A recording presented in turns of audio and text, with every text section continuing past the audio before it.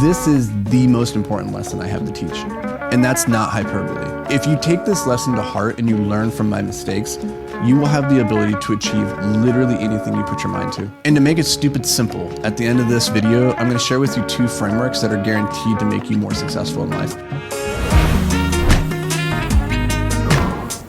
The first one is the 7-part framework for developing unbreakable discipline, and the second is how to win the battle against procrastination in 6 steps. Steven Pressfield, in his book, The War of Art, named the biological U's most powerful weapon.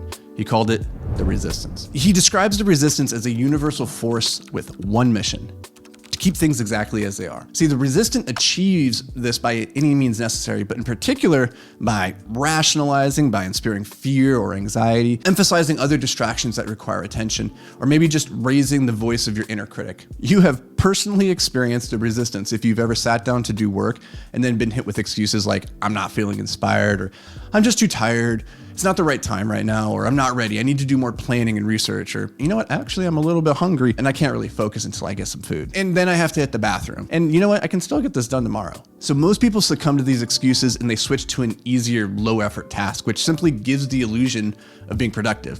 But you're not. It's like watering a fake plant. You're busy, but not effective. In combating the resistance, modern you has 2 weapons: motivation and discipline. Let's start with the weapon that most people reach for first: motivation. This is the weapon most of us default to in the beginning because it feels good and it's easy. But have you ever stopped to wonder why feeling motivated feels so damn good? Well, it's because the reward center of your brain releases a neurotransmitter called dopamine whenever you're fixated and moving towards a target. Dopamine does a lot of good things, but simply put, it makes you feel good.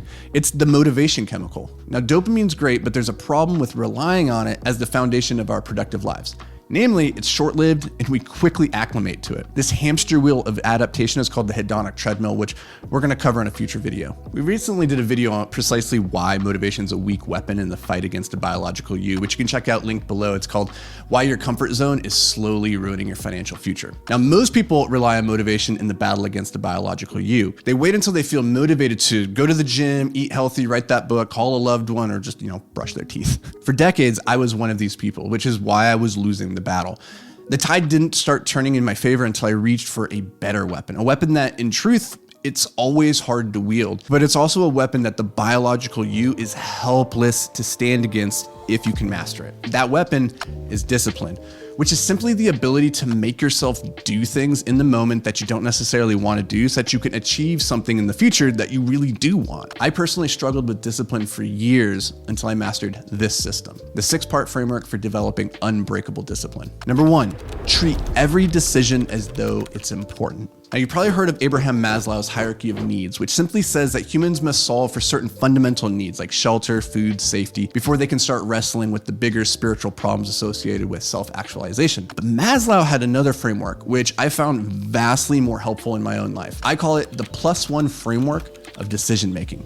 Here's how it works. Imagine you're standing in the middle of a road that stretches in both directions to the horizon. In front of you, there are these signs spaced at equal intervals, and they all say +1, +1, +1. Behind you, stretching off into the opposite direction, the signs all say -1, -1, -1. Now, these signs each represent a single decision, and with that decision, you can either make the +1 decision that moves you forward in life, or you can make the -1 decision that moves you back. Here's the thing about this framework. It does not matter how important the decision is. Each decision is an opportunity to either move forward or backwards, one sign at a time. That's it. Now, of course, there are certain decisions in life that are more important than others. However, the beauty and power in this framework is that it builds the habit of thinking of every decision as being important, which they are. Because at the end of the day, he who can be entrusted with the small things can be entrusted with the big things. So if you treat every small decision, such as whether or not you should drink water or get that soda, or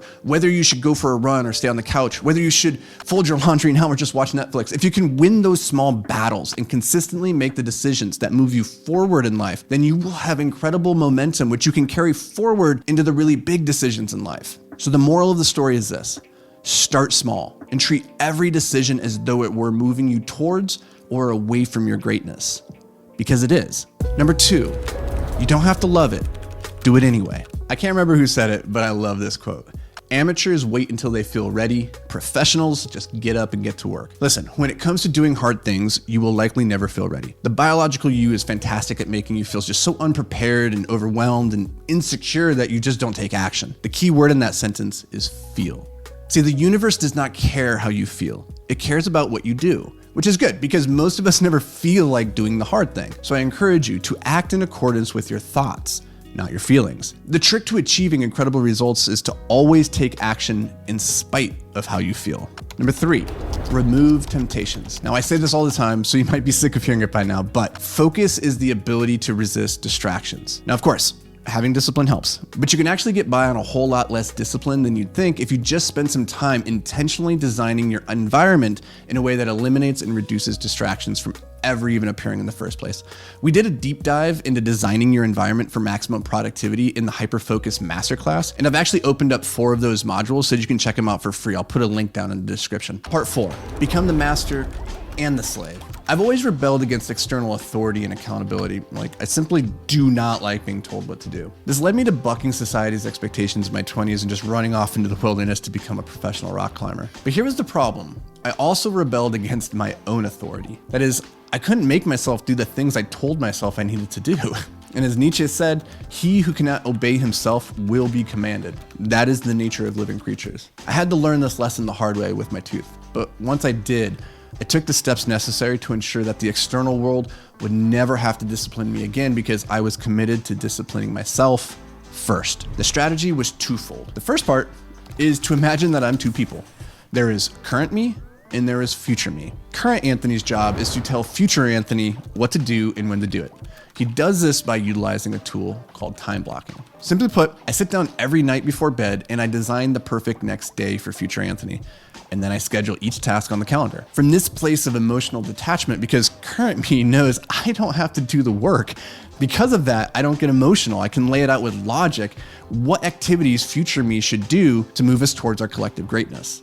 Now, the power in this system is that future Anthony doesn't have to expend any mental energy thinking about what he needs to do next, because often in the moment, our thoughts are clouded by emotions. Future Anthony doesn't worry about how he feels in the moment. He just looks at the calendar, sees what past Anthony assigned for him, and then he just does the work. And this is how you live a life by design, not by default. Now, it's that simple, but it's also that powerful. Part 5, identify your why. And again, another Nietzsche quote. The man with a strong enough why can endure anyhow. Now, I consider myself to be a pretty disciplined person these days, and yet even I cannot muster discipline for an activity if I do not clearly understand why it's important for me to do so. Now, I admit I'm a slow learner. I knew intellectually the consequences of not brushing my teeth would be that someday I'd lose a tooth and that could be problematic. But I still had to learn that lesson the hard way. Some of us just need to stick our hands in the fire to see what happens. So it goes. These days, I've stuck my hand in enough fires to clearly understand why I shouldn't do that anymore. Now, avoiding this pain is actually pretty simple, all things considered. If you just take the time on the front end to cultivate a deep emotional attachment to why you should do the hard thing. For me, the deep why these days is linked to the fear I have of getting to the end of my life filled with regrets because I didn't live up to my potential. And your why is likely different, but it's no less important. So take the time to get crystal clear on why being disciplined is so important to you. And finally, the last step of creating discipline is to develop a daily discipline practice. See, discipline's a muscle, and just like every other muscle in your body, the way you strengthen it is by regularly stressing it, which you can do by developing a daily discipline practice, something like taking cold showers or forcing yourself to sit down and write or go for a run. Simply put, making yourself do the hard thing. Now, we covered this in a module of the Hyperfocus Masterclass. I'm going to open it up for free so you guys can go down to the description. You can check that out. Now that we have our discipline, let's figure out how to apply it towards one of the biggest weapons that the resistance is going to use, procrastination. Here's how to win the battle against procrastination in 6 simple steps. Listen, you're now armed and ready with one of the most powerful weapons in the universe, discipline. But the truth is the biological you is sneaky, and he has ways of getting you off track without you even realizing it. And discipline doesn't do you any good if you aren't aware of when you need to actually use it. Now, the most common struggle I personally have, and I think it's one that many of you can connect with, is the battle against procrastination. So here's my simple 6-step process for overcoming procrastination. Step 1, become aware that you're delaying. And this step 1 is obvious. You can't solve a problem if you aren't aware that you have a problem, right? So often we get sucked down these rabbit holes of social media or just some other glitzy distraction, not even realizing it. The key then is you need to build pattern interrupts into your day. The one that I'm fond of is something that I call intention maintenance. Simply put, I set an alarm to go off on my phone randomly throughout the day. And when that alarm goes off, it's accompanied with the question, what's my outcome? And this is a really important question because it pulls me out of the moment, like whatever I'm working on, and it gives me an opportunity to reflect. What am I doing in that moment? And if I keep doing it, is it gonna move me towards my greatness or away from it? Is this a +1 decision or a -1? And you'd be surprised. A lot of times that alarm's gonna go off, it's gonna catch you in the middle of doom scrolling Facebook or something else equally stupid. But that's a good thing because now you're aware you were slipping, which means we can move to the next step, which is to reclaim your intention. Once you become aware that you're distracted or you're procrastinating,